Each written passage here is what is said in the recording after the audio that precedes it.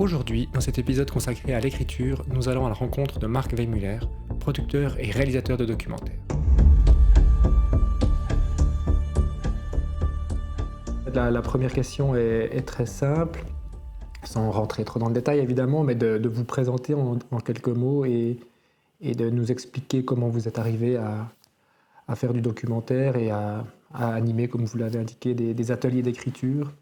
Moi, je suis auteur-réalisateur de films documentaires. Par le passé, j'ai fait un petit peu de fiction, court-métrage, mais rapidement, je me suis rendu compte que en fait, la surcharge que suppose une fiction me convenait pas et que ce qui m'intéressait, c'était vraiment travailler au plus près de la réalité, en petite équipe, de manière légère, pour aller chercher les choses qui m'intéressaient. Voilà, donc par ailleurs, on va dire que je pense que voilà, beaucoup de documentaristes sont conduits à avoir plusieurs casquettes pour trouver un équilibre en fait financier dans leur activité. Donc moi, à côté de mon activité d'auteur-réalisateur, je suis aussi opérateur de prise de son. Donc j'interviens à ce titre sur le tournage d'autres auteurs-réalisateurs, réalisatrices. Je fais aussi le son sur mes propres films. Et puis par ailleurs, je monte mes propres films, voilà, donc c'est un peu multicasquette, on va dire. Et puis progressivement, et l'âge venant, on va dire, je me suis de plus en plus tourné vers la formation et l'accompagnement. Et donc l'accompagnement donc à l'écriture de films documentaires et aussi ce qu'on appelle le script doctoring. On reviendra peut-être là-dessus un peu plus tard. Qui est quand même une activité différente que l'accompagnement. Et puis voilà, puis je fais de la formation plus technique, on va dire, voilà, c'est beaucoup de partage d'expérience. Voilà, après, moi, à titre personnel, mon travail s'oriente vraiment beaucoup sur la question de la mémoire et sur la question, en fait, euh, de la place qu'occupent des histoires individuelles dans la grande histoire. Donc j'aime bien croiser des petites histoires avec la grande histoire. Et puis on va dire mon terrain de jeu, c'est plutôt la zone ibérique. Donc je travaille beaucoup en fait au Portugal, un petit peu en Espagne, et Portugal continental, et puis aussi les îles, les Açores. Voilà en résumé. Puis ça fait, je sais pas, je calcule plus, mais ça fait 30 ans que je fais ça, quoi. Voilà. Ok. Et vous me disiez que vous êtes arrivé un petit peu là sans trop connaître comment ça se passait, donc ça veut dire que vous n'avez pas fait de formation d'école spécifique. Voilà, donc moi j'ai un parcours un peu atypique. J'ai longtemps, on va dire à titre personnel, dans ma famille, j'ai toujours eu une culture, enfin un goût du cinéma assez prononcé. Il y avait une maison des jeunes et de la culture qui était à côté de la maison et ma mère m'emmenait très régulièrement voir un peu tout ce qui sortait, même des films qui n'étaient pas trop pour mon âge. Mais j'ai été un peu baigné là-dedans et j'ai toujours eu vraiment un goût immense pour le cinéma. Peut-être plus d'ailleurs au début la fiction que le documentaire. J'avais une autre passion dans ma vie qui était la voile. Et très très longtemps, j'ai cru que j'allais consacrer ma vie quoi, à naviguer à la voile. Voilà. En grandissant, on va dire, j'ai commencé à faire des études qui n'avaient rien à voir avec le cinéma. J'ai fait des études de gestion, pas du tout pour la gestion, mais pour pouvoir me. J'ai fait le choix d'une formation qui était à côté de la mer. Et donc, j'ai fait mes études à Montpellier. J'avais un bateau qui était voilà, dans un port pas loin de Montpellier. Et bon, voilà. Et puis, le temps passant, il y avait cette envie de cinéma qui a demeuré. Et donc, mon premier travail a été plus en lien avec le milieu du théâtre, comme administrateur, en fait, de théâtre. Et là, j'ai été amené un peu à me confronter à des questions de mise en scène, de direction d'acteurs. Voilà. Et ça m'a conduit progressivement à essayer de me rapprocher de Paris, qui était un peu la zone, en France, c'est quand même un peu la zone incontournable, en tout cas à l'époque, quand on voulait faire du cinéma. Et voilà, et j'ai donc commencé comme vraiment sans aucune expérience, mais comme assistant sur des courts-métrages.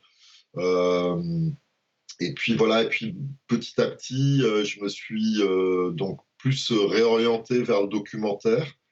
Et voilà, ce que je disais tout à l'heure en préambule, le fait de suivre les cours de Jean Rouch à la Cinémathèque française, ça m'a vraiment ouvert un monde que je pensais plus fermé que ça, qui est le monde du documentaire. Et je me suis rendu compte que quand on dit documentaire, on n'a pas dit grand-chose. Que en fait cette approche du réel, elle pouvait prendre des formes très très diverses et que tout était question de langage, quoi. Et voilà, et donc après, bah, petit à petit, j'ai commencé à faire des films très courts au début, un peu plus longs après, et voilà, et je continue aujourd'hui. Très bien. Et aujourd'hui, vous me disiez que aussi que vous êtes spécialisé dans l'écriture ou l'accompagnement dans l'écriture. Et puis ben, c'est surtout là-dessus que moi je voulais vous interroger aujourd'hui parce qu'effectivement, quand on pense documentaire, on ne pense pas forcément écriture de scénario ou écriture d'un dossier où on est censé imaginer ce qui va se passer. Non, on travaille avec la matière qui est le réel. Et c'est difficile de le mettre sur le papier. Alors aujourd'hui, est-ce que c'est dû à une évolution du langage documentaire et du champ des possibles, ou c'est aussi dû au fait que les financeurs nous demandent de plus en plus d'écrire, de développer des dossiers pour, je ne sais pas, peut-être quelque part les rassurer, ou alors, je ne sais pas, peut-être un moyen aussi de sélectionner certains projets. Je voulais avoir votre avis là-dessus. Alors, bon, c'est en fait, quand on parle d'écriture de cinéma documentaire, je pense qu'on parle de différentes formes d'écriture. Donc, effectivement, la première, c'est que si on veut avoir un petit peu d'argent pour faire un film, il faut absolument pouvoir communiquer sur ce film à travers un dossier qui d'abord va passer entre les mains d'un producteur. Donc, c'est un élément vraiment important de communication. Voilà. Et puis ensuite, ce dossier, il va être amené à circuler à travers différentes commissions. Et donc là aussi, il faut qu'ils soient en mesure de convaincre des gens euh, par l'écrit d'un objet qui, lui, ne va rien avoir avec l'écrit. Et c'est vraiment la difficulté. Ça, c'est, on va dire, c'est pour moi, un premier aspect de l'écriture. Mais en fait, ensuite, il y a quelque chose de beaucoup plus profond qui est, alors, on va dire, il y a un stade intermédiaire pour moi qui est le synopsis, en fait, en gros le scénario, c'est-à-dire la construction du film. Qu'est-ce qu'on veut voir dans ce film? Qu'est-ce qu'on va voir? Là aussi, c'est fait pour rassurer, c'est fait pour rassurer les personnes qui vont financer le film en disant, bon, on se met bien d'accord sur ce que le film va raconter, quelles sont les situations qu'on va approcher, qu'on va filmer, comment ça va s'organiser, comment ça va s'articuler, quels vont être les personnages. Bon, voilà. Mais c'est aussi un élément qui est là pour rassurer le réalisateur ou la réalisatrice elle-même et d'avoir une image un petit peu construite sur le papier toujours de son film. Et puis là, pour moi, le troisième sens de ce mot écriture, ça touche vraiment à quelque chose de beaucoup plus profond, qui est la question du langage, en fait. Quel vocabulaire on va utiliser pour raconter cette histoire-là. Et ça, c'est quelque chose de très personnel, en fait. C'est-à-dire que écrire un film, c'est aussi trouver son propre langage. Voilà. Donc, en fait, moi, la difficulté à laquelle je me confronte dans le cadre de résidences, c'est que, en fait, comme ces résidences, elles sont souvent financées par des institutionnels, on nous demande de professionnaliser les gens. C'est-à-dire d'amener un jeune auteur, ou plus ou moins jeune, enfin voilà, en tout cas débutant, de l'amener à produire un dossier euh, dans une forme qui soit acceptable par les professionnels. Et ça, en fait, c'est souvent très éloigné de l'écriture elle-même du film. C'est-à-dire qu'il y a un peu des incontournables. Il va falloir écrire un résumé, il va falloir écrire une note d'intention, il va falloir écrire des intentions de réalisation. Euh, et moi, ça m'est arrivé à l'issue de résidence d'entendre des auteurs dire bah, c'est très bien maintenant, j'ai un super dossier, convaincant, mais je sais toujours pas le film que je veux faire.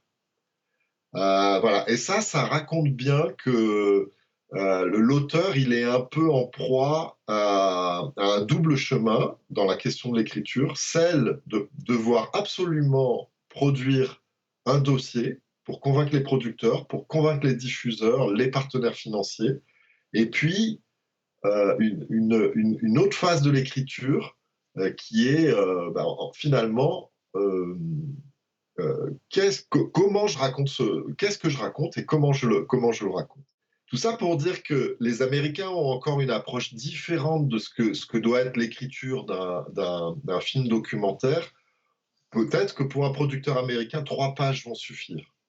Et ensuite, on va vraiment se confronter davantage à la matière filmée.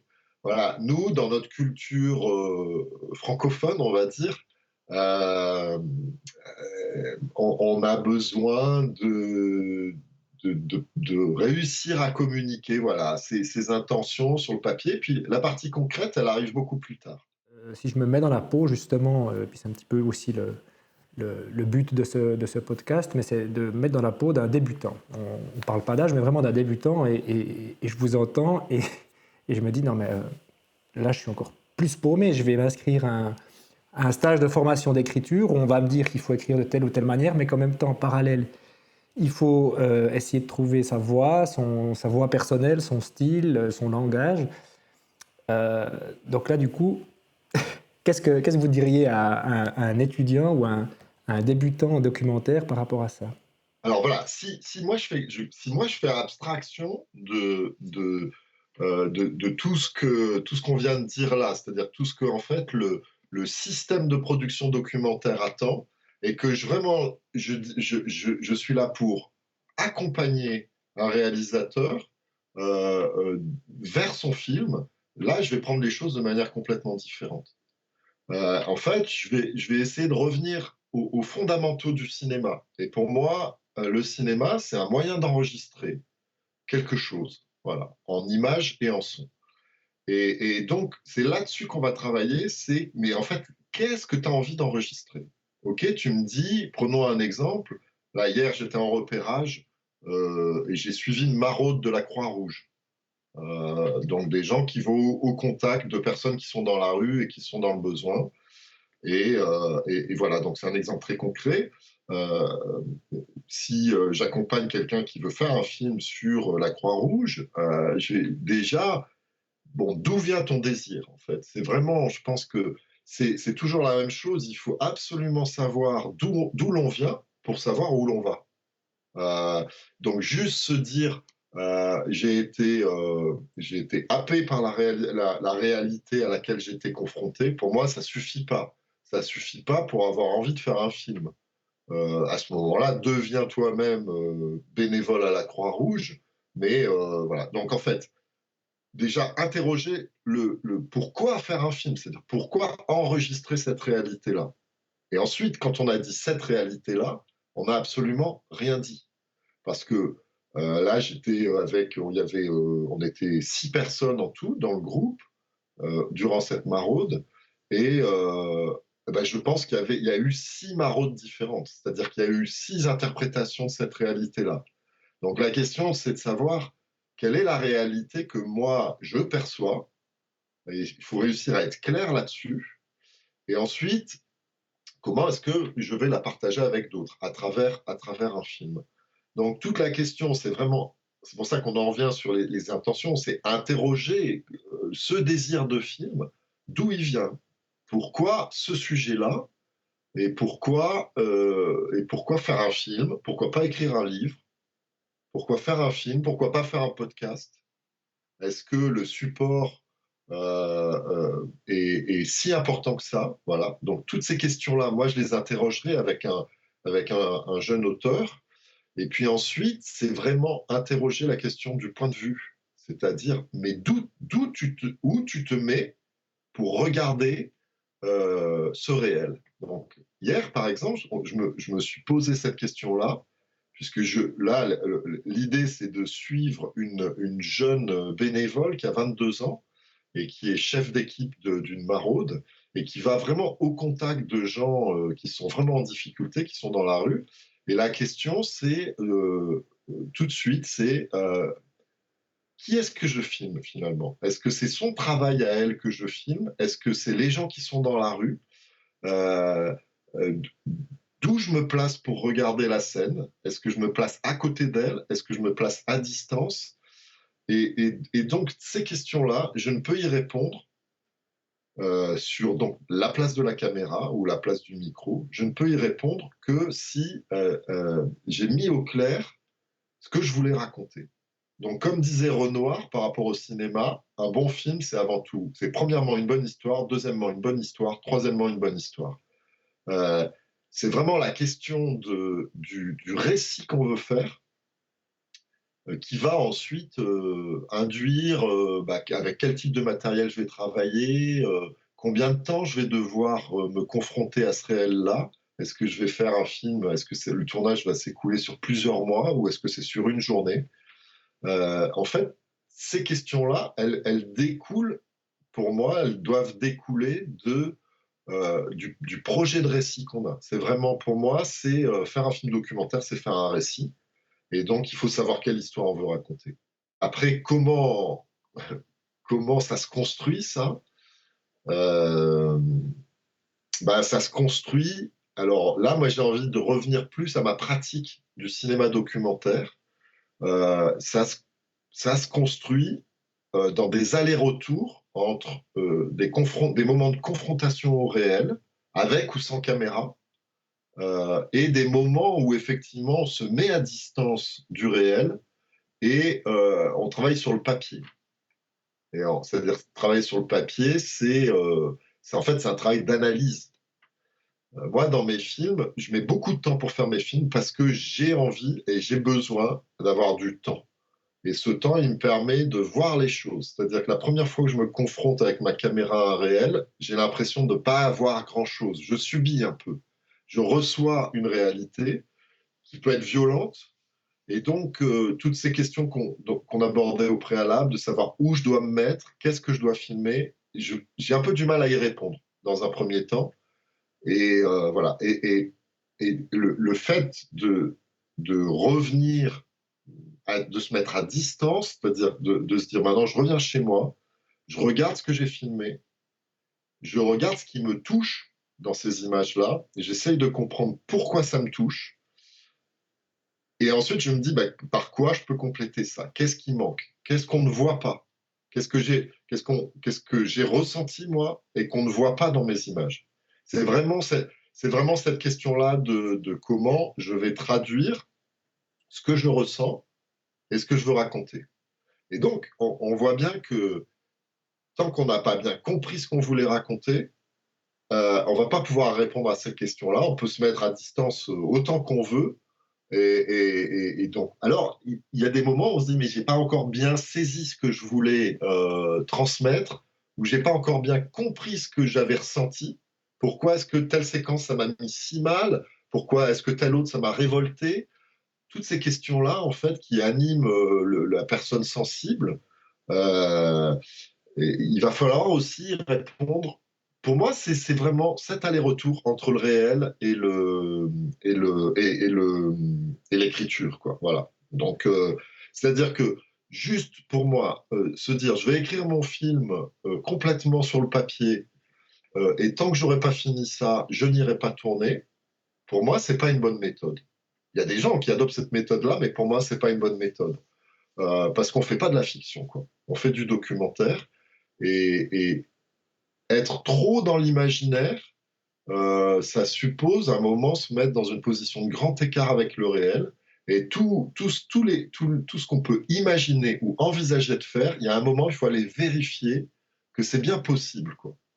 Euh, Là, moi, hier, je me suis confronté à un problème, c'est que la plupart des situations de tournage sont en fait, ça se passe de nuit, dans des rues sombres, on voit rien, et concrètement, c'est difficile de filmer. Donc, ça pose des questions. C'est-à-dire que, OK, moi, là, j'ai vu ça avec mes propres yeux, mais dès que je vais essayer de sortir la caméra, ça va être compliqué.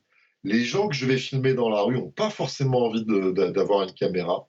Je ne peux pas envisager d'éclairer parce que, comment dire, on n'est pas, c'est pas le Téléthon, quoi. Hein. Ces gens-là sont en situation fragile.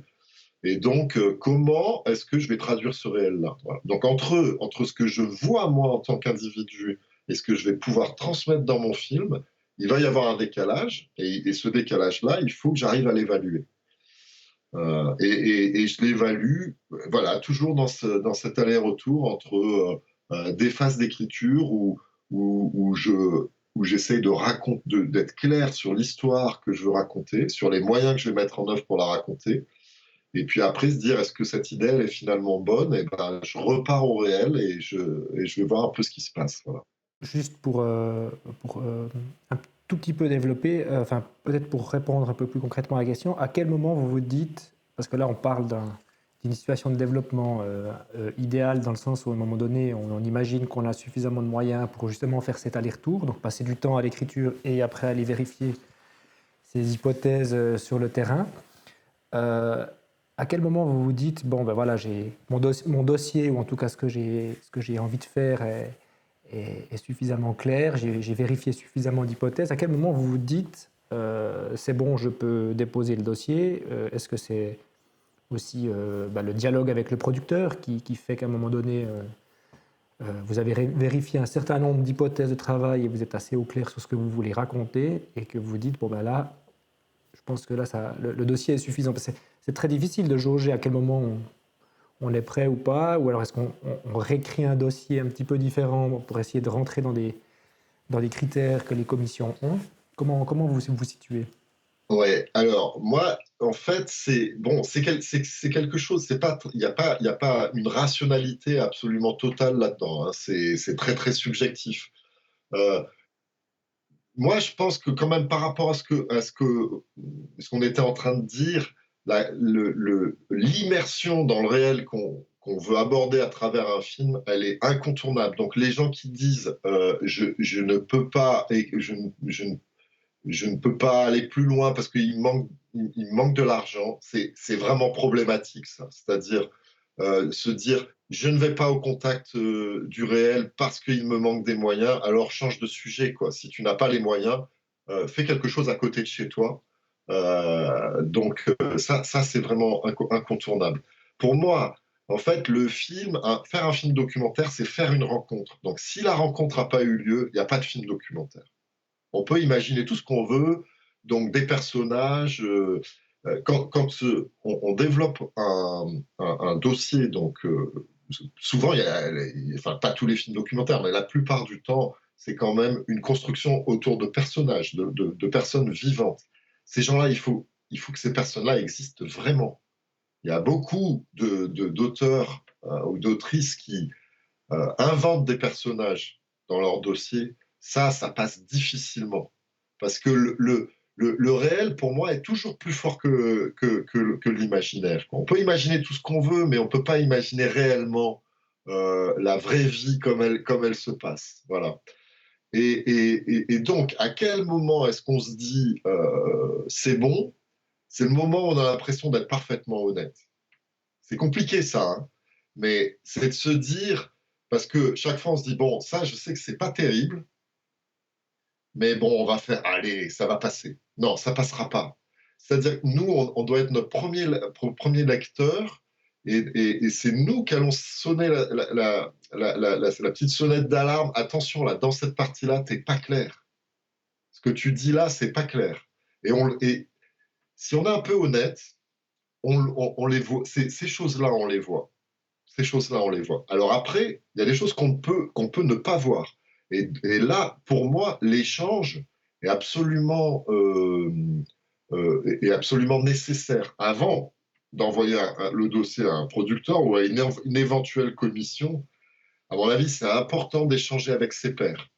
Et c'est pour ça que moi, je dis toujours, le cinéma, c'est quelque chose qui se fait à plusieurs, même si notamment le cinéma documentaire, c'est aussi un travail très solitaire, où on passe des mois un peu tout seul avec son projet, mais passer par de l'échange en disant bah, j'ai écrit ça, est-ce que tu peux lire et m'en parler, me dire quel film tu te fais en tête. Et là, si on se dit ah, mais attends, en fait, il a rien compris, où elle n'a rien compris à mon projet de film, c'est que, à l'évidence, le dossier est à côté de la plaque, quoi. Voilà. Euh, donc moi, c'est un peu comme ça que je fais, à titre personnel, et j'essaye d'être vraiment honnête. Avec l'expérience, bah, ça vient, où on se dit, non mais là, c'est sûr que cette partie-là, là, si je me mets un peu à l'extérieur, on comprend rien à ce que tu veux raconter, on ne sait pas comment tu veux faire, donc on voit pas le film. Donc j'essaye d'être vigilant et exigeant envers moi-même, et puis après j'échange avec des collègues.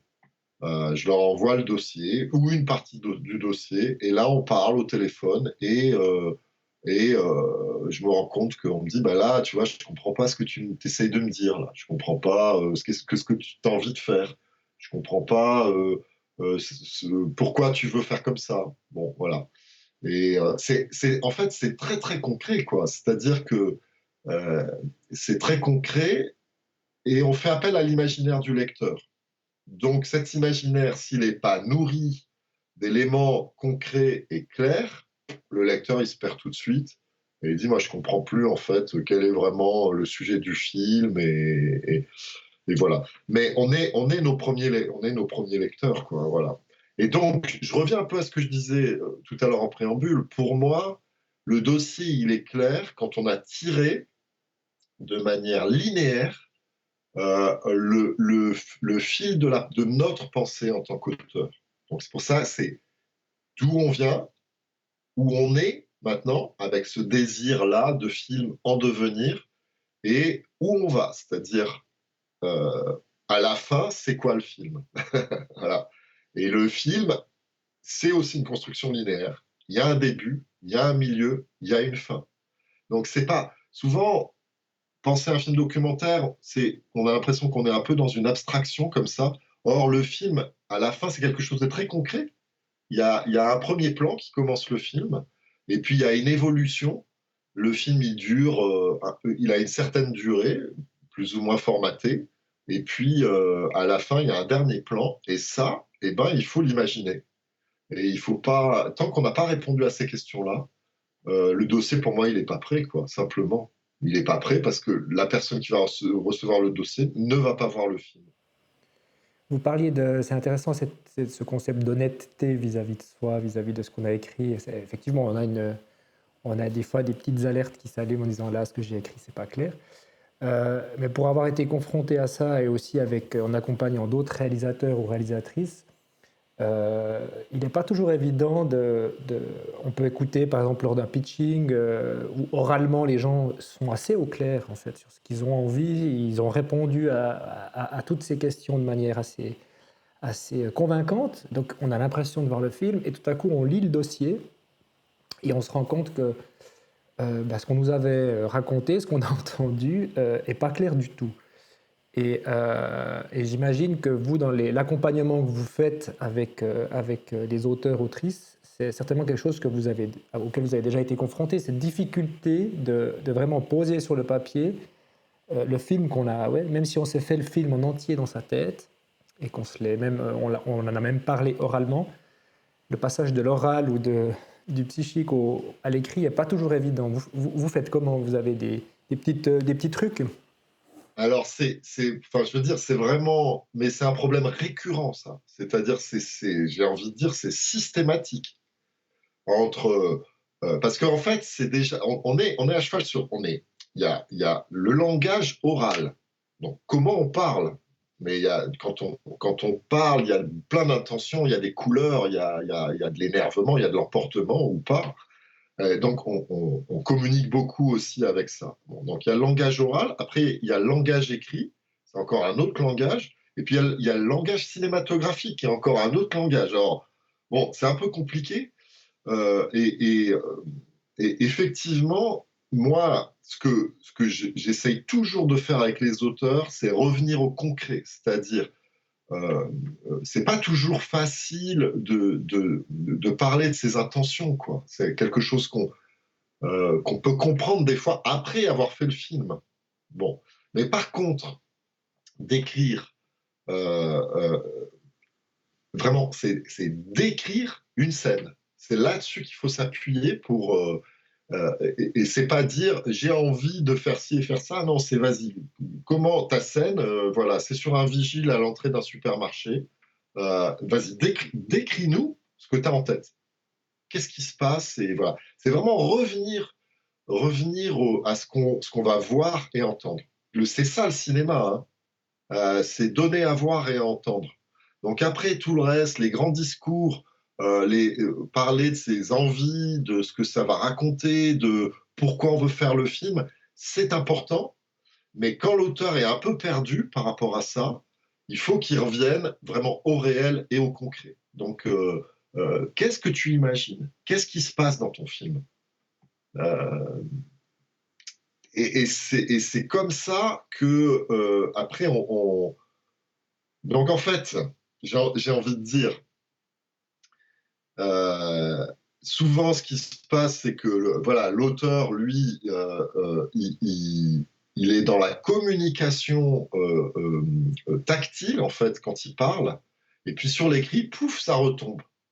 Et ça retombe parce que on n'arrive pas à transmettre quelque chose qui relève de la sensation, en fait. C'est-à-dire à rendre visible par l'écrit. C'est hyper dur, hein. Moi, le drame, c'est qu'il y a des gens qui sont excellents pour écrire des dossiers et qui vont faire des mauvais films. J'en ai vu passer plein, hein, des dossiers comme ça. Des super dossiers et des très mauvais films. Et puis à côté de ça, ça m'est arrivé d'accompagner assez récemment, d'accompagner un auteur, mais son dossier, mais je l'aurais mis à la poubelle tout de suite.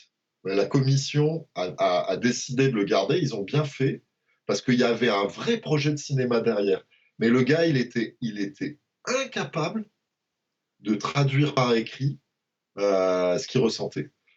Et par contre, alors voilà, par contre, quand il est arrivé à la résidence, il arrivait avec des images, des rushs qu'il avait tournés. Eh ben, moi, j'ai dit l'objet de la résidence, ça va être de transmettre par écrit ce qui a été filmé. Voilà, de réussir à communiquer ça. Parce que c'était magnifique ce qu'il avait filmé, mais il était incapable d'en parler. Voilà. Donc moi, mon boulot, c'est un peu ça. Après, donner les trucs, les recettes, c'est compliqué parce que ça dépend des gens. Il y a des gens qui vont avoir justement besoin de s'isoler et d'écrire des lignes et des lignes et des lignes pour mettre au devant d'eux. Et puis il y a des gens qui vont être capables d'écrire 3 lignes et qui vont être secs, complètement secs. Donc moi, mon travail, c'est de dire ça, il faut que tu développes. Ça, on ne comprend pas pourquoi. Euh, Ton personnage, toi, tu le connais par cœur, mais tu n'arrives pas à me le partager. Donc fais-moi un portrait. Dis-moi comment cette personne vit, à quoi elle ressemble, qu'est-ce qui te touche en elle. Euh, Moi, mon travail, c'est vraiment de réussir à chaque fois à m'adapter à l'auteur et à ses capacités, à ses faiblesses, et toujours, moi, me placer comme premier lecteur et me dire, là, je ne comprends pas. On a travaillé ensemble, c'est un peu comme ça que sur certains projets, que je me dis, bah, moi, je reçois ce texte-là, là, je ne comprends pas, en fait. Je comprends pas, par exemple, je ne comprends pas, en fait, quel est vraiment l'enjeu du film. Bon, bah, là, c'est un problème majeur, quoi. Mais j'ai envie de dire, il n'y a pas de recette parce qu'on est dans cette question du langage et que chaque auteur doit trouver son propre langage, sa propre façon de raconter son histoire et de traduire sur le papier, à travers le dossier, voilà, comment, quels sont les mots, quelle est la manière de dire. Vous parliez de ces séminaires d'écriture, moi j'en ai aussi fait, suivi, effectivement, on est souvent dans des groupes, c'est très stimulant, on en parle à la pause, enfin tout le temps, enfin voilà. Et après on est confronté à la dureté de ce milieu, notamment au niveau financier, mais aussi où on n'est plus dans un espace protégé comme lors des séminaires, des ateliers d'écriture que vous animez.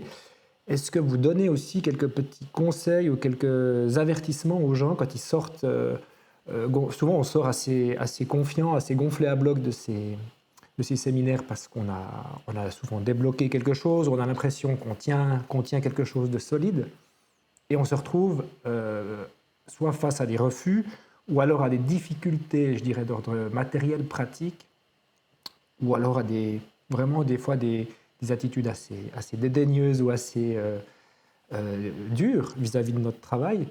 Est-ce que vous avertissez aussi ces participants à la complexité et à la dureté de ce qui les attend ensuite?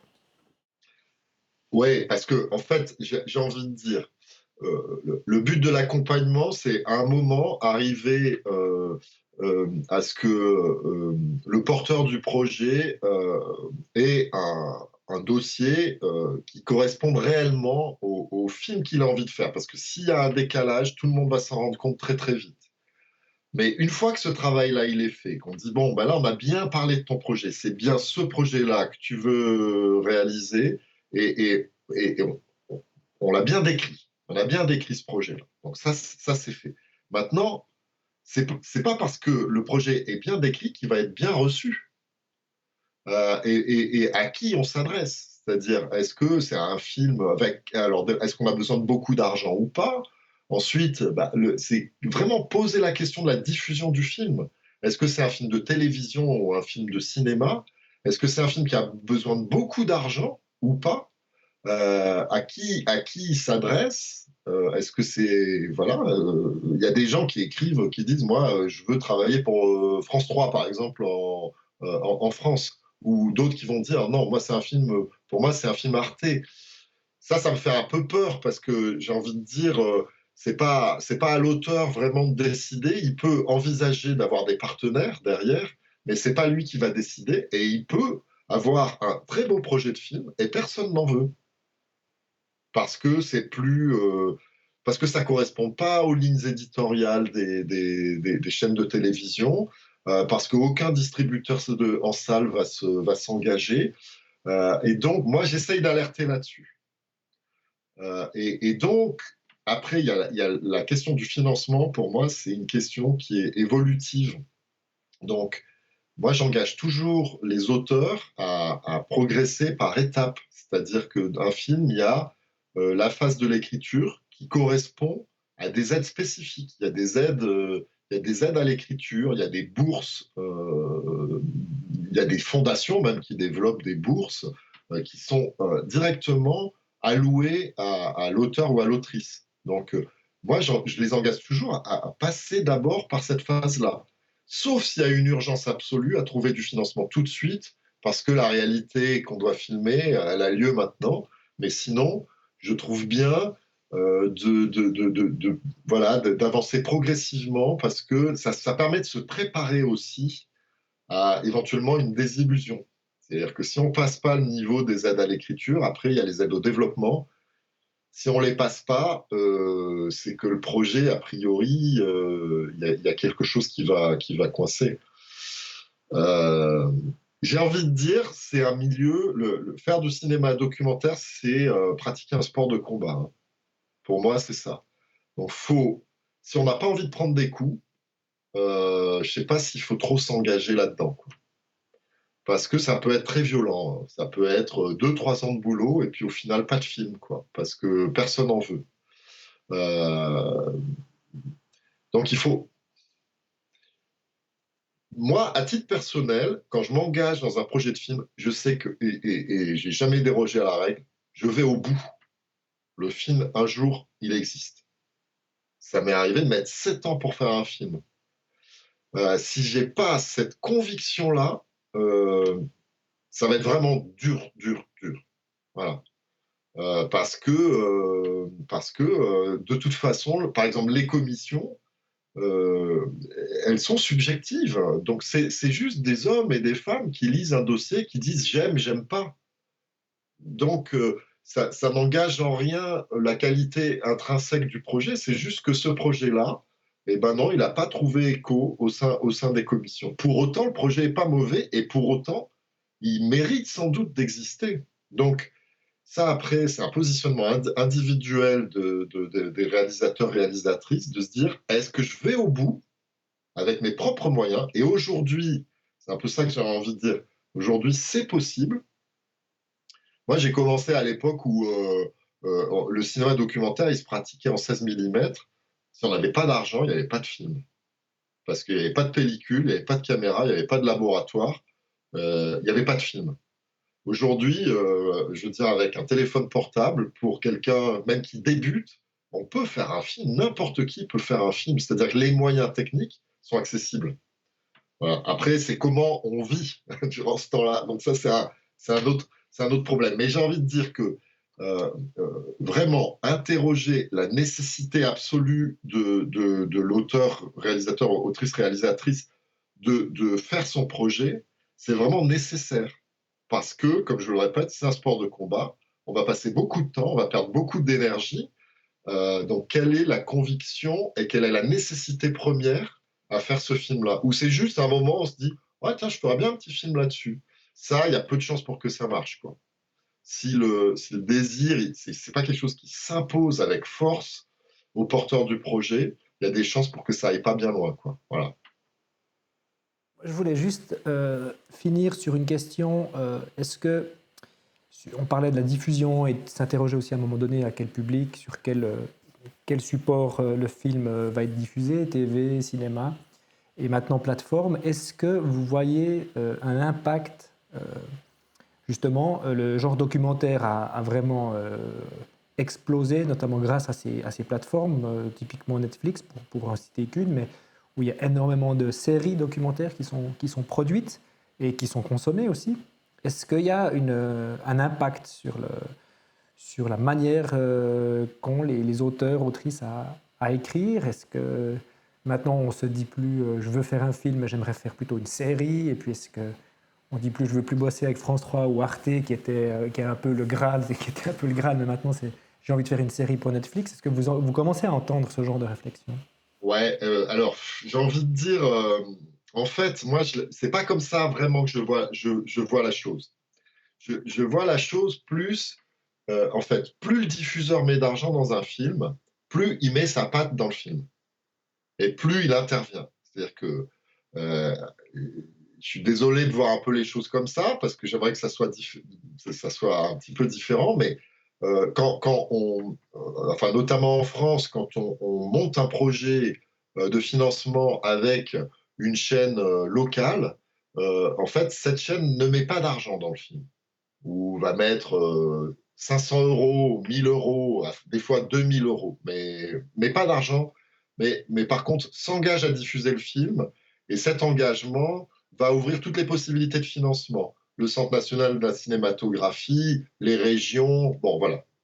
Mais donc, je dirais, avec ces petites chaînes, on a une liberté éditoriale et même en termes de format à peu près totale. Et ces chaînes-là sont très peu interventionnistes parce que comme elles ne mettent pas d'argent, elles peuvent pas exiger quoi que ce soit. Par contre, quand on fait un film avec Arte, bah, c'est beaucoup plus compliqué parce que Arte met beaucoup d'argent et donc on peut comprendre aussi qu'en mettant beaucoup d'argent, il s'estime comme producteur principal et donc qu'il y ait des exigences de correspondance du film à une ligne éditoriale, à une patte un peu Arte. Et pour Netflix, c'est pareil. En fait, à partir du moment où il y a beaucoup d'argent, il va falloir un peu montrer patte blanche et proposer un projet qui soit cohérent avec voilà, la patte de. Alors bon, si c'est Netflix, on imagine un peu. Il y a quand même un côté anglo-saxon qui intervient pas mal. Euh, mais même en France, un film France 3, on le reconnaît. Il y a quelque chose comme ça. Et France 3 met un petit peu plus d'argent que les chaînes locales. Donc, voilà. Donc, j'ai envie de dire, euh, cette question-là, alors oui, la question des plateformes, je pense elle va déclencher peut-être des envies davantage d'envies de séries documentaires, c'est-à-dire travailler sur un temps plus prolongé, à travers des épisodes, donc se confronter à une réalité, y revenir, y revenir, y revenir. Donc c'est le niveau de liberté qu'on veut conserver par rapport à son projet, qui, en fait, plus on a de liberté, moins il y a d'argent. En gros, c'est ça. Donc, après, moi, je ne juge pas de ça, c'est-à-dire que il y a des gens qui sont prêts à accepter les contraintes pour avoir de l'argent, en disant, bah, moi, je vais calibrer mon film Arte, il n'y a pas de souci, et et je vais essayer de bien comprendre ce qu'ils attendent pour que mon projet corresponde à leurs attentes. Donc il y a un petit peu, là, on rentre un peu dans une question de cahier des charges et de film de commande, quoi. Pour Netflix, je pense que c'est comme ça. Moi, j'ai suivi ce qu'il en était plus sur la fiction. Euh, ils laissent, ils peuvent laisser une certaine liberté, mais quand même, il y a une espèce de grille comme ça qui s'impose sur la fabrication du film et qu'il faut respecter, quoi. Voilà. Quelque chose qui me semble important, notamment si on s'adresse un peu à des jeunes qui ont envie de faire du cinéma documentaire, c'est vraiment, j'ai envie de dire, aujourd'hui, les moyens techniques, ils sont très accessibles. Et alors, c'est pour le pire et pour le meilleur. Le meilleur, c'est que c'est accessible et que n'importe qui peut filmer avec vraiment très peu de moyens et donc devenir potentiellement cinéaste documentariste. Voilà. Et moi, j'engage vraiment la jeune génération à faire des films, quoi. Allez-y, allez-y. Il faut pas, voilà. C'est aussi pour le pire parce que du coup, cette accessibilité fait qu'on fait pas. En fait, comme c'est facile, on fait pas. Ou alors on fait trop, c'est-à-dire qu'en fait on se dit allez je pars, même avec, avec une caméra numérique on peut faire des heures de rush, et puis finalement il n'y a pas de film au bout parce qu'on ne s'est pas posé les questions. Et à contrario, quand on filmait en 16 mm, moi mes premiers films j'avais 3 4 boîtes de 120 mètres, ça faisait 40 minutes de rush, quoi. C'est 3 fois rien. Et puis ça coûtait excessivement cher. Donc du coup, avant de commencer à appuyer la première fois sur la caméra, déclencher, on se disait, mais est-ce que ça vaut vraiment le coup de faire ça, quoi? Voilà. Est-ce que ce plan-là, je vais vraiment l'utiliser? Et même, du coup, il y avait quelque chose qui relevait un peu de l'inhibition, parce on n'osait pas faire. Mais voilà, je pense qu'il y a cet équilibre à trouver entre la facilité des outils et puis quand même se méfier quand c'est trop facile, c'est que peut-être ça peut être problématique derrière. Voilà. Remplir des cartes SD d'images sans s'être posé de questions au préalable, euh, voilà. Ça peut être compliqué. Vous avez certainement été confronté à ces situations-là en tant que producteur, quoi, avec des gens qui tartinent, et puis à la fin on se dit, mais finalement, c'est quoi le film? Non, puis l'exemple de l'argentique, enfin, de la pellicule, c'est quelque chose qu'on nous a, enfin, voilà, que j'ai entendu déjà à l'école de cinéma et autres, c'est clair. Mais ça ouvre aussi cette démocratisation des outils amène peut-être aussi beaucoup de gens à- on, on leur donne quelque part des faux espoirs parce que moi, je discutais avec un directeur de film lors d'un festival qui me disait il me disait c'est votre combienième film là? Je dis bah, c'est mon deuxième film. Il me dit ah bah, vous êtes déjà du bon côté parce que la moitié des gens qui font un premier film n'en font pas un deuxième et après les 2 tiers des gens qui en font un deuxième n'en font pas un troisième. Et est-ce que ces outils-là comment dirais-je, ne donne pas une sorte de faux espoir à des gens qui ont peut-être pas justement, vous dites le documentaire c'est un sport de combat, il faut, moi je vois ça un sport de combat mêlé à un ultra trail où il faut aussi tenir sur la longueur, quoi. Ouais, tout à fait, ouais. Et cette démocratisation, ça rend un peu effectivement fainéant et on se pose peut-être pas les questions de se dire bon, de toute façon j'ai mon iPhone, je tourne quoi. Ouais. Et est-ce qu'il n'y a pas aussi, c'est pas un outil, cette démocratisation qui va créer beaucoup de désillusions au final pour des gens qui pensaient tout à fait être légitimes dans le milieu documentaire et qui se retrouvent à difficulté comme ça, de finalement raconter une histoire, quoi. Ouais. Ben, en fait, ces difficultés, alors c'est la difficulté à raconter des histoires, mais pour moi, c'est aussi la difficulté économique, c'est-à-dire que euh, il y a de plus en plus de gens qui veulent faire du cinéma documentaire. Le problème, c'est que tout le monde voudrait en vivre. Et alors ça, c'est clair qu'il n'y a pas de la place pour tout le monde, parce que c'est une économie hyper réduite dans le milieu du cinéma. Il y a très peu d'argent pour le cinéma documentaire. Donc, Enfin, moi, je dis toujours, de toute façon, il n'y a pas assez d'argent sur la production d'un film documentaire pour payer tout le monde à la hauteur du travail que chacun a engagé. Donc, il y a toujours une partie du travail qui n'est pas rémunérée. Et il faut l'accepter, hein. Moi, en tant que réalisateur, je l'accepte. Je sais que je vais passer des heures à travailler et je vais être payé que une partie de ces heures-là et il faut l'accepter. Mais oui, c'est un peu le miroir aux alouettes quand même. C'est-à-dire que waouh, c'est trop bien, j'ai envie de faire du cinéma documentaire. Et puis bah, la réalité, c'est que ton film, il va pas forcément être vu. Et puis même s'il est vu, ça va pas forcément te ramener beaucoup d'argent. Et par contre, c'est beaucoup de travail derrière. Donc, au quotidien, comment tu fais pour t'en sortir, quoi? Il y a vraiment cette question-là, euh, comme, comme d'autres démarches artistiques, comme la peinture. Si tout le monde, si tous les artistes peintres voulaient vivre de leur art, non. Oui, effectivement. Donc, oui, merci. Merci pour votre disponibilité. À bientôt, Jacques. Au revoir.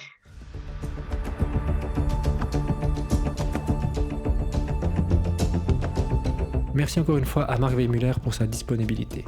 Si vous voulez suivre son travail, vous pouvez vous rendre sur son site internet lespetitescaméras.fr. Le lien est aussi disponible dans les commentaires ou sur mon blog piproduction.ch/blog. À très vite.